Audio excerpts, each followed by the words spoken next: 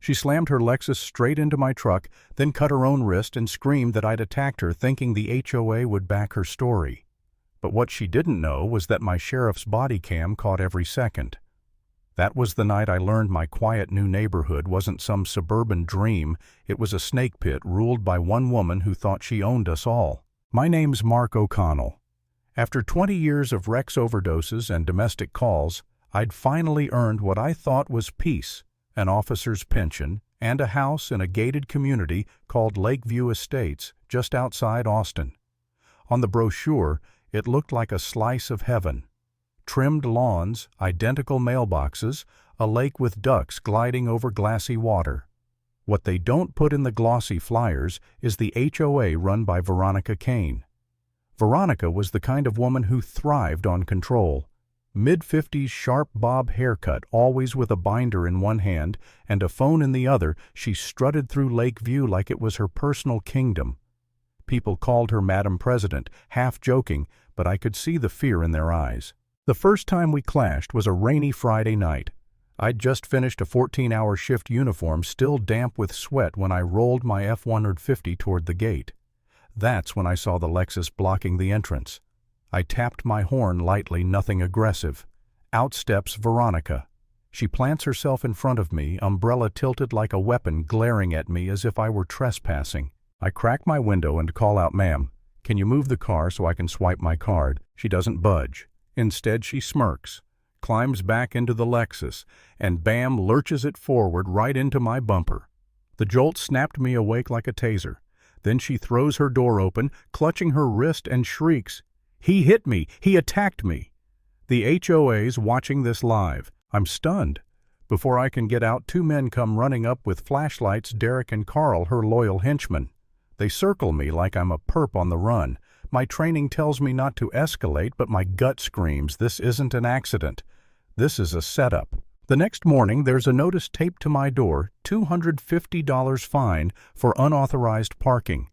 Later that week, I find trash tossed across my yard, only to see a blurry photo of it on the HOA's newsletter under the headline, "New Resident Lowers Property Values."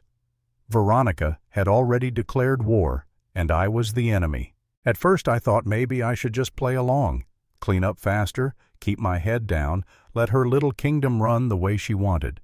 But the harassment kept coming. Warnings for fence color not compliant. Threats over a guest parking too long. She even filed a complaint accusing me of intimidating children just because I walked my shepherd past the playground in uniform. The worst part wasn't the fines, it was the isolation. Neighbors who'd once waved suddenly avoided eye contact. My girlfriend Emily stopped visiting. She said she felt watched every time she pulled into the drive. At night, I'd lie awake staring at the ceiling, replaying that Lexus slamming into me, wondering if maybe she was right. Maybe I didn't belong here. Maybe it'd be easier to just sell, move on, let her win.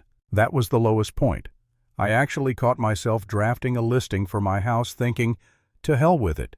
Peace is worth more than pride. Then one evening, a folded note slid under my door. No signature, just 3 words. I saw everything.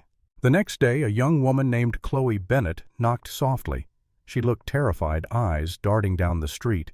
She whispered, "I have video. From my porch cam. She hit you, not the other way."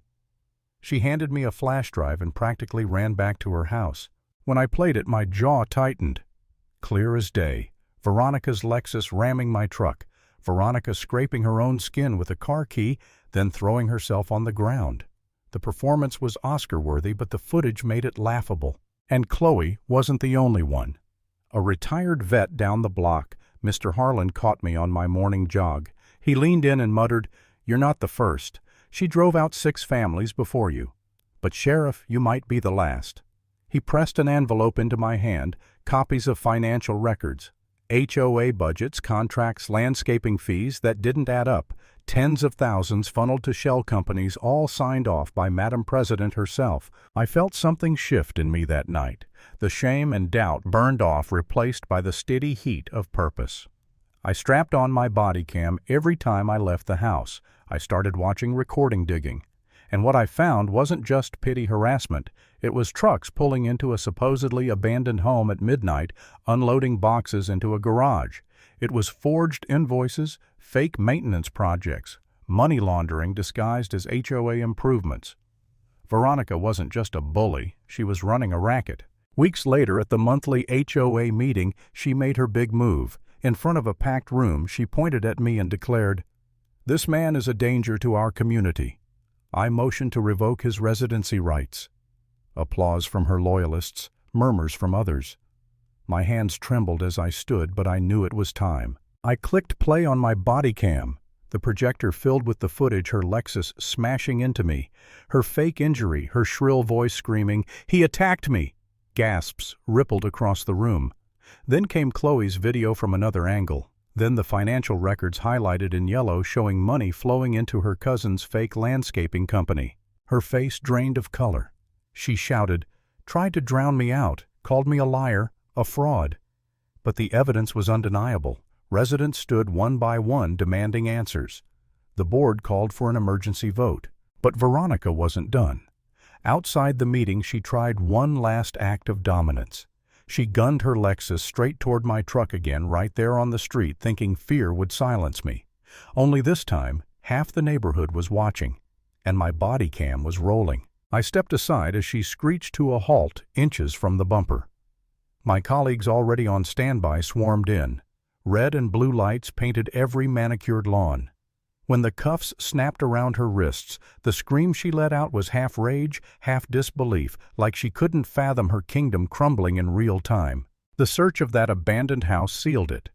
Boxes stacked high, stolen electronics, counterfeit goods. Derek and Carl cracked within hours, confessing the whole scheme. The HOA wasn't just her power trip, it was her cover. And now it was over. I stood by my truck, dented but still running, watching Veronica Kane shoved into the back of a cruiser. Neighbors gathered in silence, some relieved, some ashamed. For the first time since I'd moved to Lakeview, the air felt lighter, like the neighborhood could finally breathe. That's where my story ends. Not with celebration, not with a barbecue on the cul-de-sac. Just with the sound of a car door slamming shut on a woman who thought she was untouchable. And if there's one thing I learned, it's this power built on fear always collapses the moment someone dares to shine a light on it.